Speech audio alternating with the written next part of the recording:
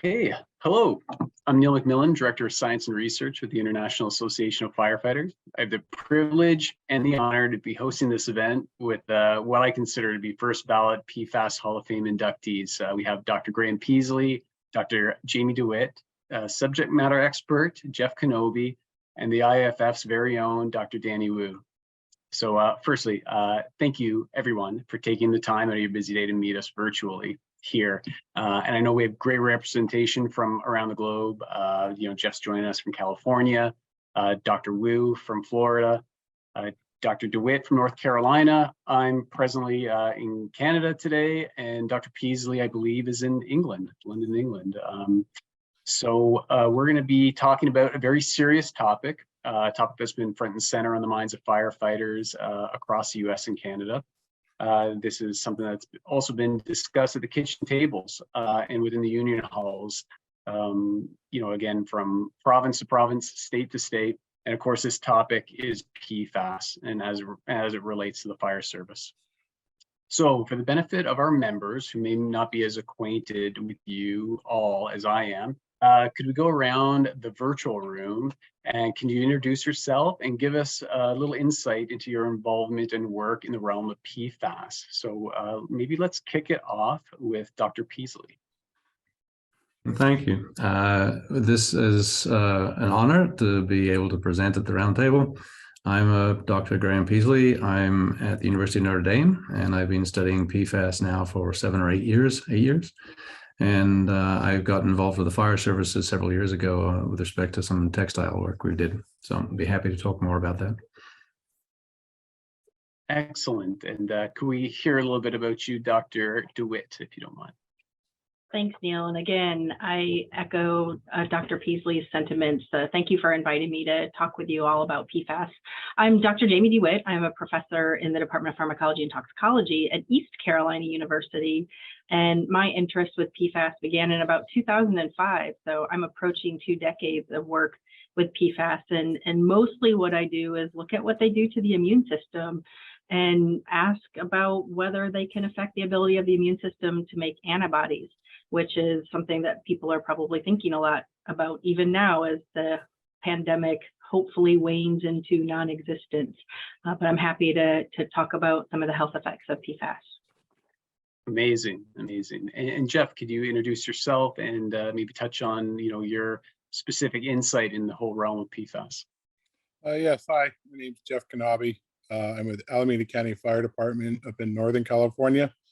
I am the department PP specialist. We also are our own internal ISP that performs all of our own inspections, repairs to all of our turnout gear.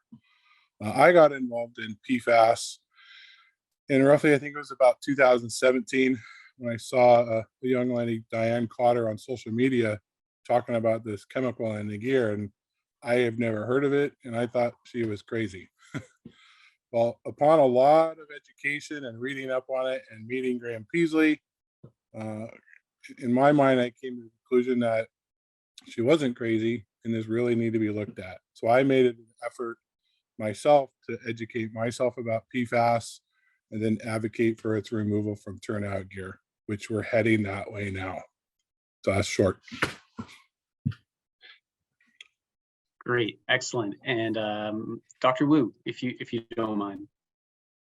Yep, Dan Wu. I'm a retired division chief with Miami-Dade Fire Rescue and a proud member of Local 1403 from the first day I got on the job. I'm a medical doctor and I have a master's in public health. And I serve here at the IAFF as its chief medical officer. And we're charged with improving upon the health, safety, and well-being of our 332,000 plus brother and sister firefighters. And when it comes to PFAS, the unnecessary exposure to a carcinogen like PFAS to the IAFF is public enemy number 1. Excellent. And I guess I'll wrap it up. Again, my name is Neil McMillan, Director of Science and Research with the IAFF. My roots come back from Local 162 in Ottawa, Ontario, Canada. And my experience in the realm of PFAS is supporting our members, active and retired, with their occupational illness and injury claims that relate in large part to exposures to PFAS. That's what kind of got things started for me, probably a similar time as Mr. Knobbe. Now I have the privilege of representing the International Association with respects to this issue. Maybe we'll dive right into it. My first question that I have is for Dr. DeWitt. Could you please give us maybe a PFAS 101 explanation of the different types of PFAS, what PFAS even stands for, and what risk, maybe PFAS exposures are linked to? Sure. So when we talk about PFAS, we're talking about a class of possibly over 12,000 individual compounds.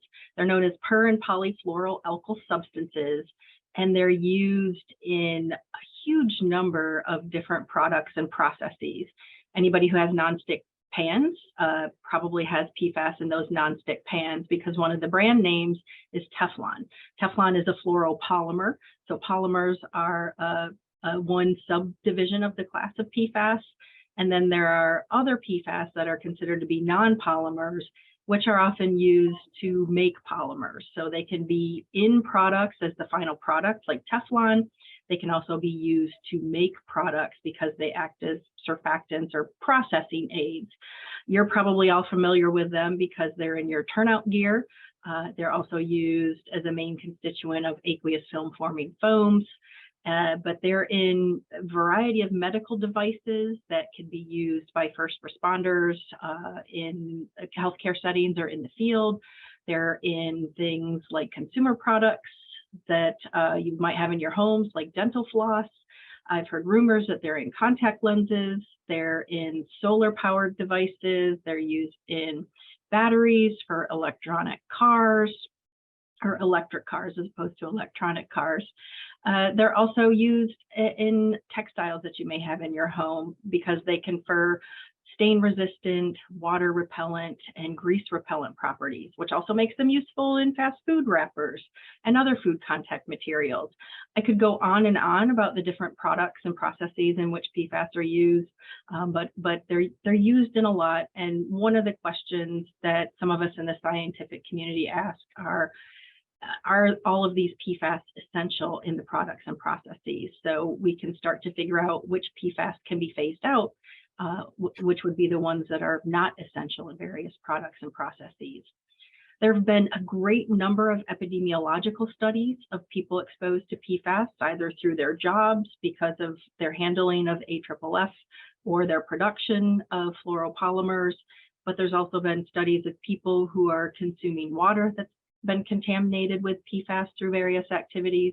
There have also been studies in experimental animal models in laboratories, and we see a great deal of agreement between findings in studies of people and observations in experimental animal models.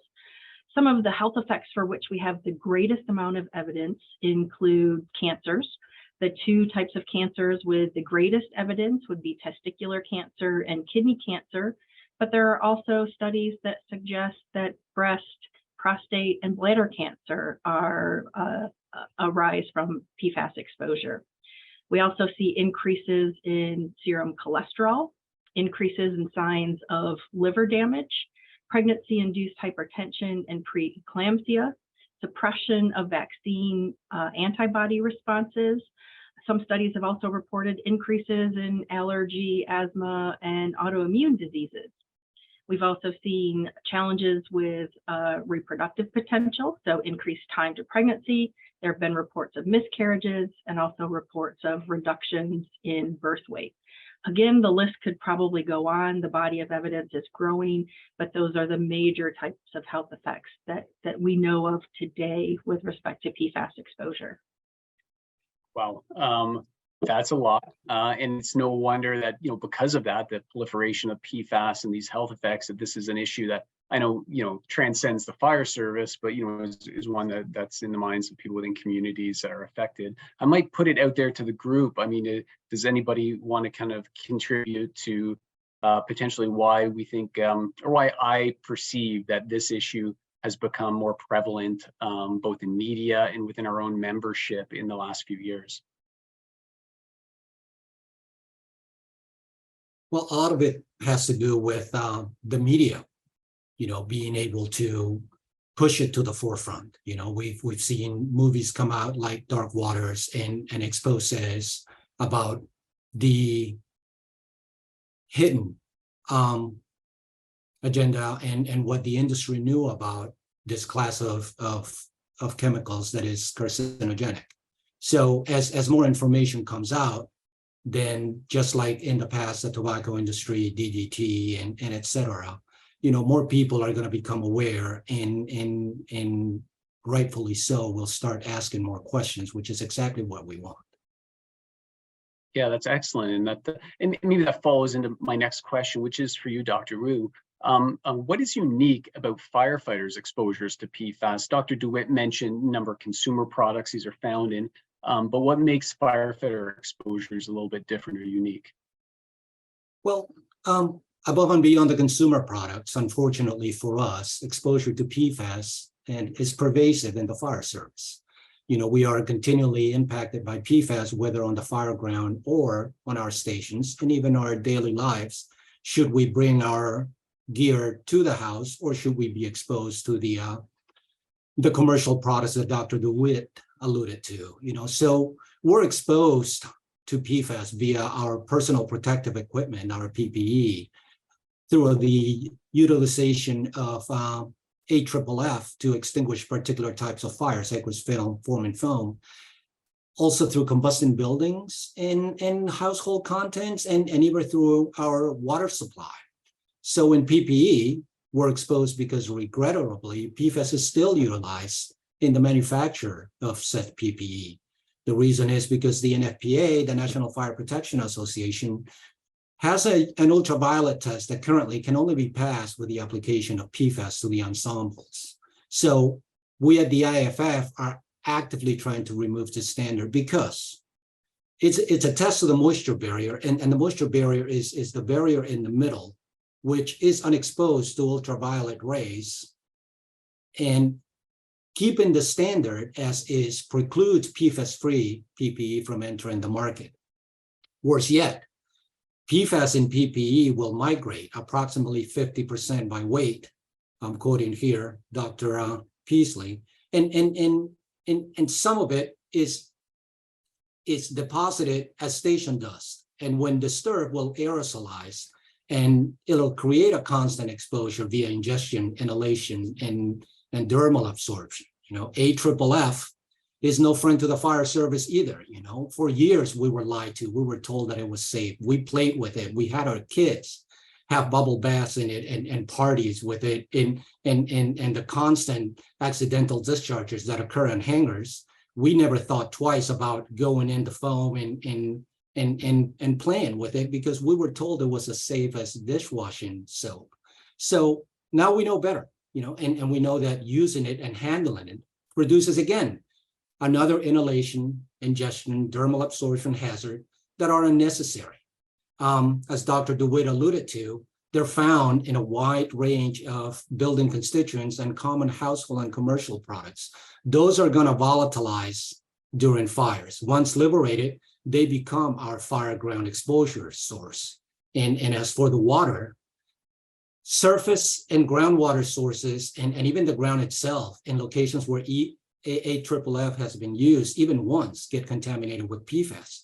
Again, I've heard Dr. Peaslee say that a single 5-gallon container of IAFF is enough to contaminate 400 Olympic-sized pools. I mean, that's sobering, especially when you consider that we flush our apparatus tanks off of PFAS at our stations, and we often train before we knew better with PFAS containing IAFF very near our fire stations. Through this PFAS contaminated water, again, firefighters have exposures that are chronic and acute and constant. And it's important to note that the EPA recently changed its standard when it comes to one of the PFAS that it measures to 0.004 parts per trillion. That's trillions with a T. So to put that in perspective, that means essentially zero. Wow. So That's sobering. It is no wonder that I know some studies that have come out have shown that firefighters have, elevated levels of certain PFAS when, compared to general population. Some of the things you mentioned specific to the types of exposures that firefighters have, really, triggered me for a lot of the work that I know Dr. Peaslee has done. So, Dr. Peaslee, if you don't mind fleshing out some of the, issues on the topic of PFAS, turnout gear, and fire station dust, and what potential routes of exposures are there, and keeping in mind that some firefighters are in their fire stations for 48 hours, 72 hours on occasions, and are often wearing their turnout gear in elevated, physical states for long durations. Yes, thank you, Neil. It's so many people have said so much already. This is wonderful. I'm preaching to the choir here, but I think it's really become obvious now that there's multiple pathways that which firefighters can be exposed. And Dr. Wu just nailed it. I mean, the primary one for most firefighters, I would say, is getting it through IAFF still, because it's so widely used. It was used on all Class B foams and all municipal fire departments, but also the military used it daily. And every device, and a lot of our firefighters had military service somewhere, or there was a cross match because the boundaries are, when you get it into the groundwater, the boundaries are gone, right? So if you live near an airbase, you may be drinking the water that's contaminated from it. And I think that's where, unfortunately, a lot of firefighters did train with it in the backyard, did put a pallet on fire and put it out. The IAFF did practice with the extruders and all these sorts of things. And that was valuable training, but it was, again, the firefighters weren't told the risks that were involved with this forever chemical. And therefore, if it gets into the community's water service, the last thing a firefighter wants to do is contaminate his or her community. But if that happened, then there's a source of drinking water that you and your community may be drinking. And that's a horrible thought, and one we don't try to say out loud very often. And I think that, we want to be good stewards of the environment around us, and we certainly want our working environment to be safe. And, you've been taught all the your expert risk assessors in the sense of, there's a fire, do I go into it or I do not? Those are the risks that you know and you assess and you act on. Here's a risk that wasn't told to people. And the risk that I can be proud to help contribute to was this one of the turnout gear. And I listened to Diane Cotter, and I tried a piece of material, and then we studied it and published in 2020 a first study of about 43 sets, and with the help of Jeff and several other active fire service members, to try and identify what gear was being used, where on the gear this was occurred. And we found it on the outer shell. We also found it in the moisture barrier, and it was also found to migrate. It came off the garment to hand transfer, and we could demonstrate that and say that's not good. And then we did a follow-up study in 2021 that involved the dust of several different fire stations. And that was well done study, not by me, we contributed, but it was done out at Harvard Public Health. And they found these stations had a higher levels of PFAS in the residential area and in the gear storage area, not in the equipment bay. Well, guess where you keep the IAFF? You keep that in the equipment bay, but where you live, you're actually getting higher levels of PFAS in the dust.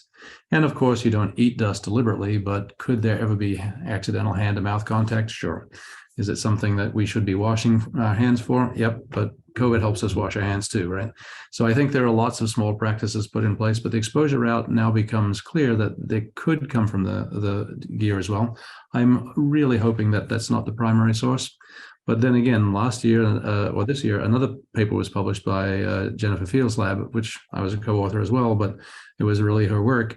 They took everything that they did with the gear in the previous study, and they measured it with several other ways, looking for volatile PFAS. And they found 10 times more volatile PFAS than the PFAS that I found, they found the PFAS I found, which is encouraging, but they also found this other source, which is volatilized PFAS off primarily the moisture barrier, which is very, very terrifying. Not that you guys are ever exposed to heat, right? So I think this is where a series of studies that have been peer-reviewed and are out there. Other people can replicate them, and people are in other countries, but also in the US, and people do further studies. And I think it's important to realize that this doesn't mean you should stop wearing the gear. Nobody said that. It keeps you safe in a fire. You wear your PPE, please. But it's going to be one that if, as everybody's expressed, if it isn't necessary, could we change it for something else that's safer? And absolutely. And the garment industry is on board now. They would like to. And it's just a question of getting all the rules done and the ducks in a row. And I think that's progress. It is taking a while. It will take a while to get every firefighter new sets of gear, but I think the next generation will be much appreciative of one risk that they don't have to face in light of all these other ones. And so that's the importance of the scientific studies that were done, but it was really led or spearheaded by the fire services themselves, realizing, hey, what have we been told about this and why isn't anybody listening? And that's, I didn't have that realization. That was brought to me by a firefighter and his spouse. Wow, no, that's great. And I mean, you make a great point that, while our gear has PFAS, we should be treating it with the respect it deserves in an appropriate way and use it, in the manner that's designed for. And on keeping it going on the gear side of things, I'll shift over to Jeff. I mean, I don't think anybody else in this setting has as an in-depth understanding of how you go through the whole supply chain to get yourself a final product when it comes to turnout gear. So with respect to that turnout gear, maybe you can, weigh in on how some of the PFAS within the gear has changed over the different iterations, where we might be finding some of this PFAS in the gear, and why firefighters today can't get PFAS-free turnout gear. And how long do I have? You just run with it. So first, we'll kind of start back on what gear currently has what has been proven in court to cause cancer, and that's the C8 PFOA. If you go back and ask most manufacturers, because I did to several, and one actually flew out to my facility to have this conversation. They flew out from back east. And they acknowledge that all 1971 certified structural PPE gear prior to right about 2015, 2016, absolutely categorically had PFOA in it. Okay. There was some stewardship agreements, not within the fire service, but just in general in society with the use of the C8 chemical. Right around 2016, 2017, they removed 2 carbon chains and now call it a C6. I don't know what the actual chemical name of it. Graham or Jamie could probably help me with that. After that, they switched to 2017, 2018-ish to a C4 or a combination of C4 and C6. What does that all mean? Well, while there's no C8 PFOA in it anymore, there's still PFAS in the gear. Some say, from the manufacturing side, C6 and C4 is perfectly healthy for you. My question is, says who? Because the only people that are telling you that are the manufacturers of the chemicals. We already learned that C8 was told to be perfectly good for us with no health effects, and that has been proven to be untrue. So now you have to look at it. Okay, I have a set of gear that was built and manufactured in 2015. Depending upon your manufacturer, it might still have C8 in it. But what you have to do is you have to acknowledge that you have a set of gear that will be in service till at least, unless it's deemed out of service because of another issue, until 2025. So you now are wearing and carrying around a set of structural safety gear with a known carcinogen proven in court to cause multiple cancers and multiple health effects. We'll get to another talk too of what you should do to properly handle that stuff going forward. Now we'll talk about, well, how is this PFAS product in the gear? So on outer shells, they apply a finish, a DWR finish to the outer shells to help resist the absorption of water, fuel, oil, and any other contaminants that may or not be getting on the outer shells. Through high heat, which obviously we see, through UV exposure, which most people leave their stuff out in the sun, even though they're not supposed to, and just repetitive motion and flexation of the fabrics, that finish falls off. Then I believe it was to Graham or Jamie said, then it attaches to the dust. And we'll talk about that in a little bit too. Something that I learned that also has a PFAS, mechanically applied PFAS finish, is if you look at moisture barriers, we all know that moisture barriers inside the Teflon, per se, the PTFE, is a PFAS-based product. But prior to that moisture barrier being laminated to the substrate, the part that you see that's right behind the outer shell, there's a finish applied to that to help aid the fabric not absorbing moisture, oil, and fuel for safety reasons. Those have contained historically a PFAS finish also. There's only 2 manufacturers of moisture barriers in the US. And in 2021, one manufacturer made the choice to no longer apply that fluorinated finish to their textile side of their moisture barriers.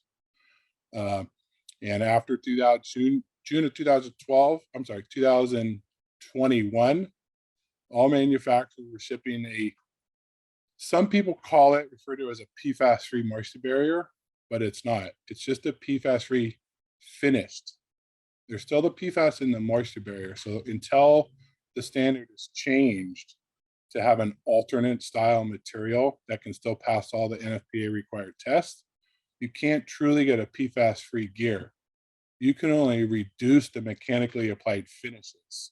You now have PFAS-free outer shells from Tincade, from safety components, from Fire Decks, because they have some proprietary fabrics that they offer.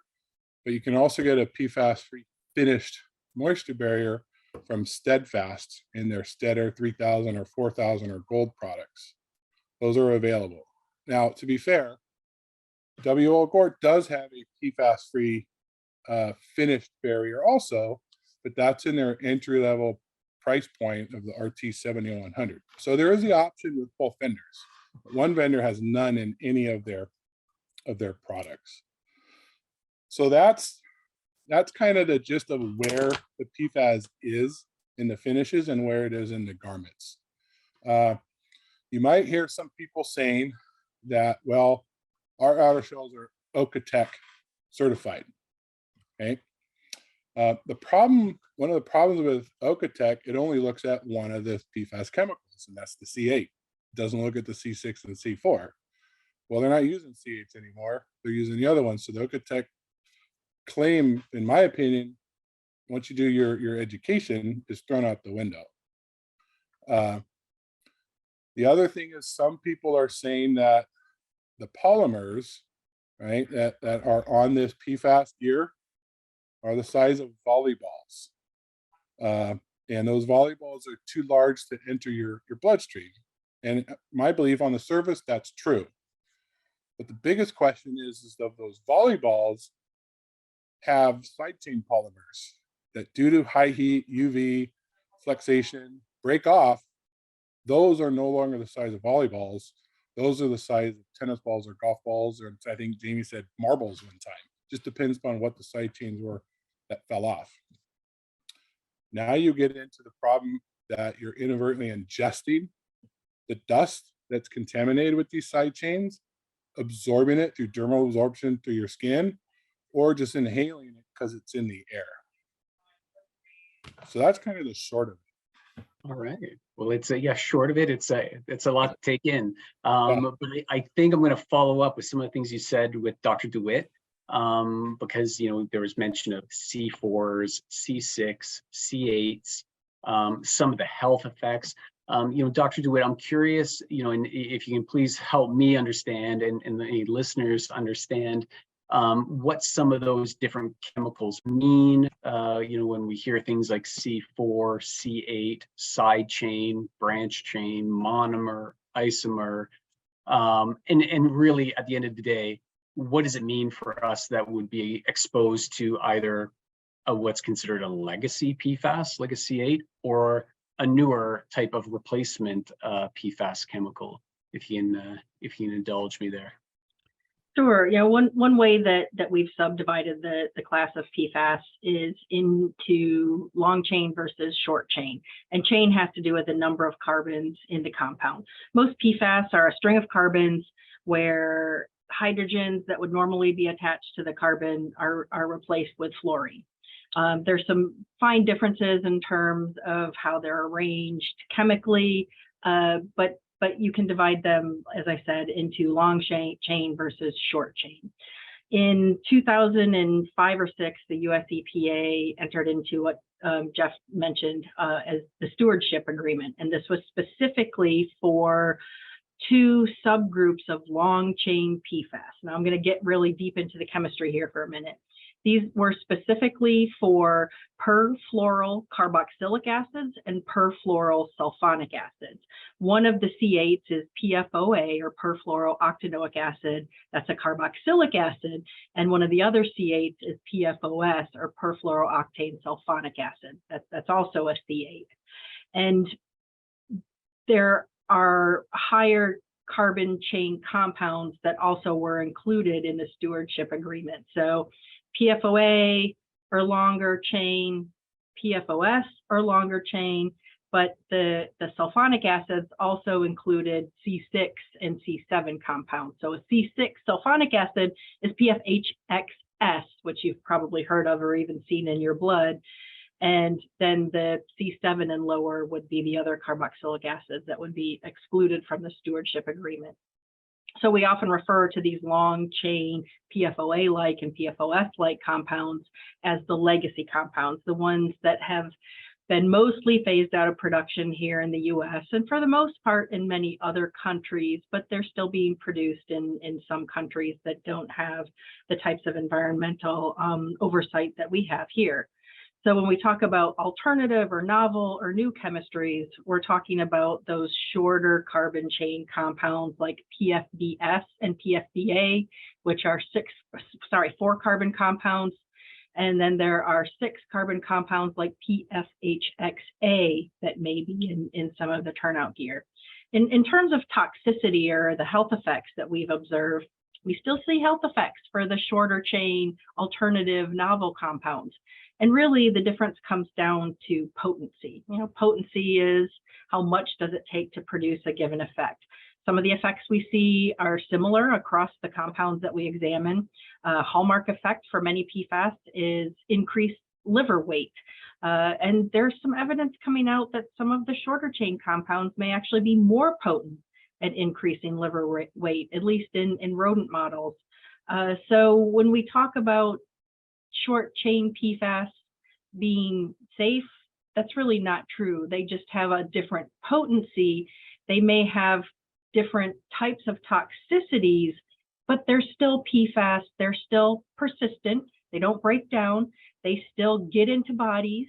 They still move around in the environment, and they still are able to produce health effects in exposed people and exposed laboratory models. And many of those health effects are similar across the class of PFAS that have been studied. Did that help a little bit? Yeah. So my takeaway is they will consider them all to be bad until sufficient evidence would prove otherwise. That's my takeaway. Am I wrong? Well, these are synthetic compounds that, as I mentioned, are persistent. They don't belong in our bodies. And there really is no safe level of a PFAS. There are levels that may be without huge risks to health, but there are still some risks. And some of those risks we have to bear. And as a society, we've decided, okay, we'll take on this risk because the benefits that we might get from that risk exceed that risk. But that's a decision that we as individuals and societies need to make together. Yeah, no, thank you for that. I mean, it is noteworthy that some of the health effects are health effects that we see in a high percentage in firefighters. When we talk about things like testicular cancer, firefighters have been shown through studies to have 2 times the rate of the general population when it comes to that type of illness. So if these chemicals, are also related to some of those health effects we see, in high in high numbers within the fire service. And absolutely, I think if we're able to avoid them, we should. And, I'll drive maybe the conversation back to Dr. Peaslee on that, because, you've found a lot of the PFASs in the turnout gear. Dr. DeWitt, has talked about those health effects, that we're concerned about in the fire service. Where do you see, the focus being in the future when it comes to, tracking, evaluating PFASs specific to firefighters, knowing that they have these unique set of exposures? No, actually, it's a good question. I'd like to add on to what Dr. DeWitt had already said. I mean, the important understanding is that all these toxicological studies, epidemiological studies, take time. We will know in 8 to 10 years a lot more about each of these chemicals, but there's 12,000 of them, and it will take a while to do all those studies. To work as hard as you'd like. The easier way to say it is a precautionary principle. If these chemicals aren't essential, then it would be precautionary not to use one, which in this class has shown to have such terrible behavior. And I like to say it a different way. I've never met a PFAS in my blood that I would call a good one. I don't know what they all do, but I'm pretty sure it's not good. It's it's a synthetic compound. They're all man-made, and they mimic some of the cholesterol-like molecules or some of the membrane molecules we have in our body. They bind to our fatty acid binding proteins. I mean, those sorts of behaviors aren't good, and I really don't want any in my blood, and yet they're there. They're in all North Americans, and in fact, worldwide now. Everybody has some in their blood, and firefighters do, in many cases, seem to have elevated levels. And so I think some of the research in the future is going to be to try and trace what those sources may be. I think it's a big issue as to where the firefighters are getting them from, if they are getting them. Even that hasn't been conclusively shown. Just several studies have suggested it, but you need to have enough data to be able to prove it. And I think there'll be a lot more in terms of and firefighters being asked to join a registry to try and get PFAS looked in their blood. And I think that's a wonderful program. It's good in the sense that we're going to do scientific studies on firefighters. I'd hate to make you guys feel like guinea pigs, but it will be for the benefit of future firefighters. And it can be proactive. If you find PFAS in your blood, we all have it in our blood, but you may have more. There are things to look out for, and being cognizant helps you with the health. You can do health monitoring, and it will be a lot easier to diagnose a stage 1 cancer than a stage 4, or a lot more pleasant than any risk. We don't know that these things will, people smoke their whole life and never get lung cancer. Other people don't even smoke and they get lung cancer. There's no way to show absolute correlation to any one disease, but causation, absolute causation, but correlation exists, and we want to be statistically as safe as possible. So I think those points be made. I'm really interested in the dermal absorption studies next, and I think that's what's going to come out. We've seen a couple of them start to come out now. I think in the next year, you'll see several more studies come out that show that, yep, it doesn't even have to be inhaled or accidentally ingested. It could go right through the skin at some level. And the question is, at what level? Just like Dr. DeWitt said, how toxic is it? Guess what goes through skin better, big molecules or small molecules? So the short chain replacements, would they go through the skin better? Probably. And it's these unintended consequences of shifting chain length and things like that you get. You also have to use more of them to obtain the same surfactancy that large molecules have. So they got rid of P4, then they had to use 10 times as much PFBA or PFBS. And that's, 10 times more of this molecule. It's more water soluble, and perhaps it goes through the skin better. Or it gets inhaled more, all sorts of different things that could happen. So we're not sure. And back to the precautionary principle, if we don't absolutely need it, if your gear can stay waterproof without it, if we can put out a fire without an AFFF, and there are some awfully good fluorine-free foams now, then perhaps we have a future where we don't need this in any of our gear. And that would be the direction I'd urge us to go. But there may be an essential use somewhere, but I'm not aware of it in the fire services yet. And I think just 5 years ago, people would have argued they were blue in the face. There's not a replacement for AFFF, it's essential. And now suddenly we're finding that most municipal fires and many of the military ones, it does seem to be replaceable. And so I'd like us all to look with that sort of fresh face at these things. And I think the studies will continue. Dr. DeWitt has many more that she's got to do. There's a whole, 12,000 need to be studied in various models. And the people on the ground, Jeff, who's doing all the work on the textiles, There are just practical reasons. We've got the gear now. What do we have to do to live with it until we can replace it all? And where is it being stored? Where is it coming off the most? All those sorts of very practical sort of studies need to be done. And that doesn't need me. That just needs people common sense to design what should be done. I had a firefighter tell me that the equipment that we were using in South Bend had a reservoir for a container for its gear. When they were not actually responding to a call, they kept the gear in the truck. And there was a big bin at the bottom with about an inch of dust. He said, should we vacuum out that dust?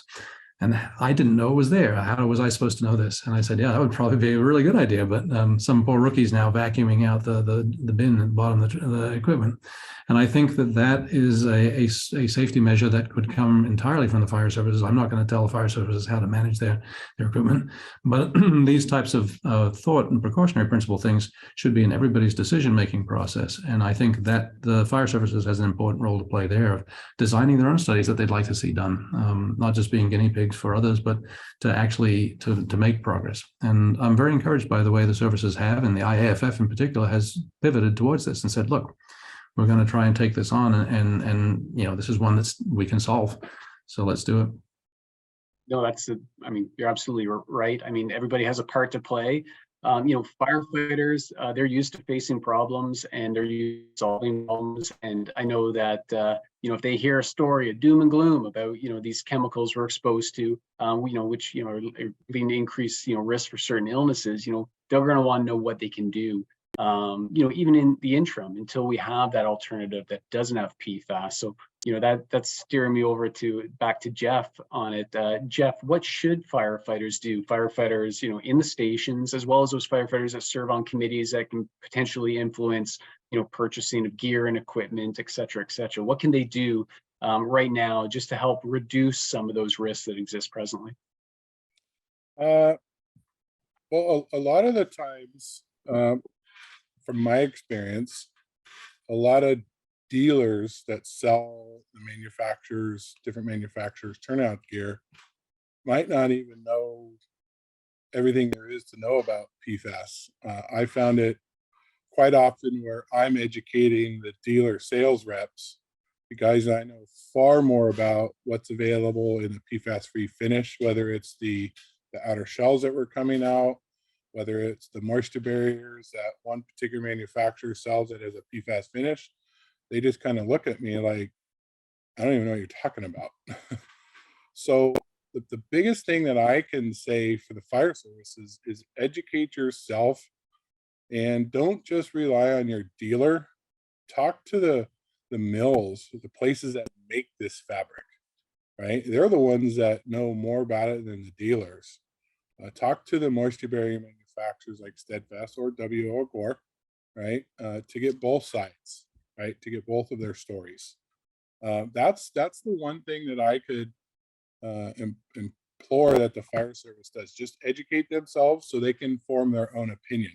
And I can probably guarantee you, once you do proper education, you're going to know you don't want this stuff in it. I know that I don't want it in our gear. I don't want it in our firefighters' gear. And I'm doing as much as I can do to remove as much of it as possible. And that's where we're at right now. Currently, our department has the absolute most PFAS-free gear that you can get that's still 1971 certified, because we can't get rid of the moisture barrier as a whole. But our outer shells are PFAS-free. Our finish on our textile side of our moisture barrier is PFAS-free, but we still have the Teflon-based PTFE moisture barrier. So just educate yourself on that. But on top of that, we're just talking about coats and pants. The industry isn't even looking at gloves yet, which still have PFAS in it. Not even talking about boots, which still have PFAS in it. Hoods, which still have PFAS in it. And that's one topic that I want to bring up is we're all aware of the old style single or double layer knit hoods with no particulate barrier. The new thing on the market for the last handful of years are particulate barrier products. Well, what most people don't know is almost all particulate barrier products are made of PTFE, which is a PFAS. you might want to educate yourself. And do you want a hood that's going to envelop your entire head and your neck and your upper chest in a product that contains PFAS? We're removing it from turnout gear. Why do we want it on our hoods? There is an option that's out there that is a particulate barrier hood that is PFAS-free, and that's called the Nomex Nano. That particular product is PFAS-free. So if you want a PFAS-free hood, you got to get away from the polymer or the Teflon style PTFE hoods. Okay. Now, we know we have PFAS in the gear. What can we do to help avoid your continued exposure? Just like our department and probably most around the country and in Canada, the guys and gals wear their gear on every call they go to, because that's just how I was taught when I grew up in the fire service. You go on auto accident, turnout gear. You go on a medical call, turnout gear. So all those times that you're wearing that gear, there's an opinion that you're occupationally exposing yourself to PFAS every time you do that. Now I ask the question, every time you touch the gear, do you wash your hands before you eat? The big one is before you go to the bathroom, right? You go out on calls, you come back, you take your gear off, and you go to the bathroom before you wash your hands. You've just now exposed yourself. And over a 25-year career, that probably is not going to be a good thing down the road, health-wise. So now, what can you do to avoid getting exposed to the dust like we talked about earlier, right? Do you want to get into that now? Yeah, absolutely. You're on a roll, Jeff. Go on. Yeah, I got my notes here. The biggest thing that I see is a lot of times on the fire apparatus, right? We all have an air chuck that's connected to the seat for the engineer to blow out the apparatus of all the dust. What's in the dust? It's fireground particulates, finishes that have fallen off for God knows how many years and are just in the apparatus. And now you're taking, 120 or 90 pounds and you're blowing it all in the air. You're now inhaling those particulates that have just fallen off that gear, or from fires, grass fires, structure fires. You're now just inhaling it. So please don't blow out your apparatus with air hoses or leaf blowers. You're going to have to, unfortunately, do some due diligence and wipe it down with a wet or damp cloth to collect that stuff. Think of it as the same way as you're trying to collect asbestos. The last thing you want to do is get that asbestos airborne. Wet it down, wipe it down with a wet or dry rag. The other thing you want to do by doing this is something that I am employed here at our PPE facility, is because many years ago, I did get my blood tested, right? With 12 of the PFAS analytes, and I have 4 that are in my blood. The dust was tested. We know exactly what was in the dust, and it wasn't good. So I put some engineered practices into when I do my cleaning, is I don't sweep up my room. I vacuum it out with a shop vac with a HEPA filter while I wear an N95 or P100 mask. So any dust that does get thrown up into the air, I'll have my mask on to hopefully block all that stuff. Yes, it's a little bit more labor intensive, but I'm trying to reduce my long-term exposure with that dust. Again, you don't want to sweep or blow out your apparatus floors or your PPE rooms. You're going to have to take all the PPE out and hose it down and then squeegee it out. That's just the safest way to do it. The other thing that I do inside my office, where I process PPE after it's been cleaned, is I have multiple air filters. One that sits right on my desk, one that sits by my sewing machine, and then 2 whole room filters, just to collect any of the dust that may get airborne just from me moving around the gear. All the gear that's in my office is clean, but I know what is in the dust and what's in my blood, so I'm trying to prevent that for future exposures.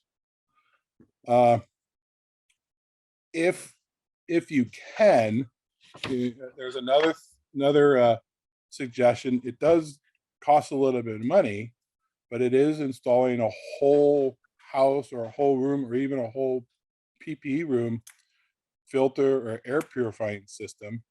Yes, they can be expensive, but the last question I have about that is if you could potentially reduce or prevent one person from getting some sort of cancer related to a PFAS occupational exposure, will that expense be worth it? I say yes. Some people would try to argue that, but I say yes. It is worth it. A couple things on top of that too that I didn't hit on the first time. We did talk about fluorinated Class B foams, right? And even though we can get PFAS-free gear, I have been involved in some testing where we had some gear exposed to Class B foam. I washed it through a very intense, about 3 different washes, but 3 different wash processes that totaled about 3 or 4 hours. And I sent that gear off to get a total fluorine load check. And I also sent a control sample that wasn't involved in the fire. And the fluorine load on the set that was contaminated with foam was 50% higher than the set that was not contaminated with foam. So which tells me that if I get contaminated with Class B fluorinated foam, I can't get it all out of the gear. So you could get PFAS-free gear, be exposed with fluorinated foam, and now have PFAS on your gear. Now the replacement is PFAS-free foam, which is out there. But there's trade-offs to moving to a PFAS-free foam, because if you look at it, there's other chemicals that could harm the body or it could harm the environment. And if you read the SDSs, most of those require you to dike, damage, divert, and collect all foam and foam products from your incident. It's again educating the fire service to know what they're switching to, so you don't have any inadvertent consequences, which has come up quite a bit lately. Yeah, no, that's a lot of great information. I know the boots on the ground, they have skin in the game. They know what's at risk, like you mentioned. If it can avert one diagnosis, if they're not bringing home something to their families and their homes, that are going to contribute to illness there, they're doing good work. We're obviously blessed to have, the academics and researchers like Dr. Peaslee and DeWitt. But let's shift it over to, an IAFF standpoint. Dr. Wu, what is the IAFF doing on the issue of PFAS? I know it's talked about quite a bit, but there must be some things happening behind the scenes here. Well, first of all, I'd like to paraphrase the last part of this conversation, which has been fascinating to me, because it has really summarized where we are with this whole topic of PFAS, as far as I'm concerned, and Dr. DeWitt said, basically, I'm going to paraphrase, ignorance is bliss, right? So the industry wants us ignorant, and they want to withhold information, and they want to put the wool over our eyes and continue to tell us, well, it's a brand new compound, so it must be safe until you prove it unsafe, and then segue into what Dr. Peaslee said, in which the precautionary principle should apply. And we at the IAFF are big advocates of the precautionary principle, which basically states, when there is a risk of death or serious injury, just lack of proof that the compound or the action is not safe should not be a reason to continue its use. And that principle alone is what's going to save today's firefighters. The firefighters of the future are going to have the benefit of the information that is going to come 5, 10, 15 years down the road from all these studies that we're we're putting in place right now. But what about the firefighters of today? So the precautionary principle should be, and is at the IAFF, our guiding light when it comes to keeping today's firefighters safe. And to Jeff's points, knowledge is power.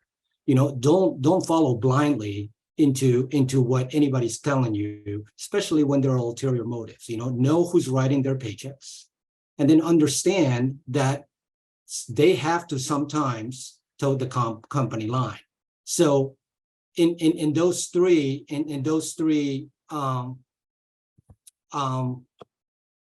catchy phrases, for lack of a better word, you guys have illustrated where we are in the state of PFAS, and I applaud you for that, because that has really simplified the topic to anybody that may be watching us and may be a little bit confused of where we are today.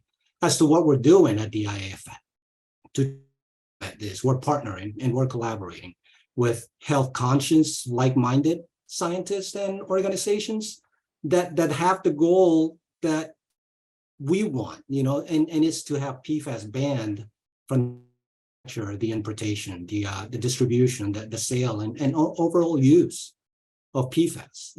At the very least, the entire family of these man-made, forever Franken chemicals, should be included in the Toxic Substances Control Act, and have the makers of this Franken chemical be responsible for its cleanup and contribute financially to the cost that it creates.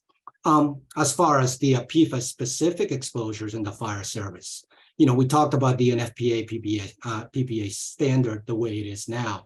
We at the IAFF are actively trying to discontinue that ultraviolet test, and for the reasons I mentioned before.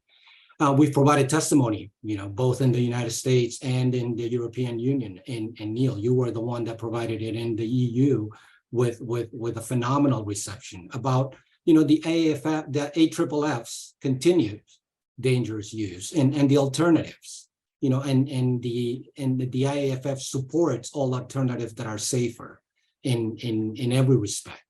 We're researching next generation PPE, regardless of where the NFPA is. We're moving forward. We're not going to wait, because the health of our members can't afford to wait. So we partner with academia. Neil, you're involved with this. We've been able to secure a grant from FEMA to internally try to research the next generation PPE. We participate in research that has to do with health outcomes when it comes to firefighters and their PFAS exposures. We look at and evaluate interventions to firefighters to possibly reduce an already existing body burden of PFAS in their bodies. And we continue to educate our members on the hazards of PFAS and the best practices as we know them today. The IAFF joint statement that we put out with the Metro Chiefs regarding the use of our PPE. The IAFF website has a PFAS frequently asked questions section that all of our members are encouraged to use. We have PFAS related talks at IAFF, at affiliate events, sorry, my phone is going off. At affiliate events, fire service conferences, symposia, seminars, and in the realm of legislation. We're educating, we're advocating with elected officials at all levels, municipal, state, provincial, and federal. When it comes to bills, ordinances, statutes, and acts addressing PFAS restriction, we're 100% behind them. And we're trying to impress upon all these elected officials the risks in the fire service to PFAS and all the efforts to mitigate the PFAS exposures, and the PFAS that burdens firefighters is something that we can stay behind. We can stand behind all day long. And so you can see, so we keep busy. GP Ed Kelly has made it clear that a necessary exposure to PFAS carcinogens must be extinguished from the fire service. And I couldn't agree more. So to that end, as you can see, we're attacking this monster from every angle possible. And I thank everybody in the fire service and everybody that's a friend of the fire service that's helping us conquer this monster. That's amazing. I think closing on that, message of hope, with all those initiatives underway, I think is a really good way to kind of end this discussion. I agree with you. The unity of our association, among the membership really is where our strength is. And firefighters have achieved monumental successes in a number of endeavors. And I don't see this as being any different. There's a commitment from the fire service to do it. We know what the cost is. We bear that cost every day. Our families do, communities do, when we're exposed, needlessly to chemicals that contribute to the illnesses that we're diagnosed with. So no, I couldn't agree more. I'll put it out there if anybody would like to add anything additional. But otherwise, I know we've taken up a lot of your time. I really want to thank Dr. Peaslee, Dr. DeWitt, Jeff, Dr. Wu. Thank you so much for participating in this discussion. I'm really happy the direction it went. All the great information within. I am really hopeful our membership is able to have a lot of great takeaways, so they can be advocates in their own local, at that local level, to ensure they have the safest products and policies and processes for them and their members moving forward. So thank you, everyone. Well, before we go, I just want to thank you, Neil, too. We'd be remiss if we didn't recognize the talent that you've brought to the IAFF as the newest addition to the Health and Safety Division. You do yeoman's work for the members out there day in and day out, and you're an expert on PFAS in your own right. So we, the IAFF, and everybody that's a friend to the fire service, thank you for answering the call, leaving your fire department, and starting to help out for the greater good. So thank you. Well, thank you. It's a pleasure, absolutely a pleasure. But I stand on the shoulders of giants. So again, I want to thank everybody here for doing all you do for firefighters across 2 great nations. And I'll leave it at that. So thank you, everyone.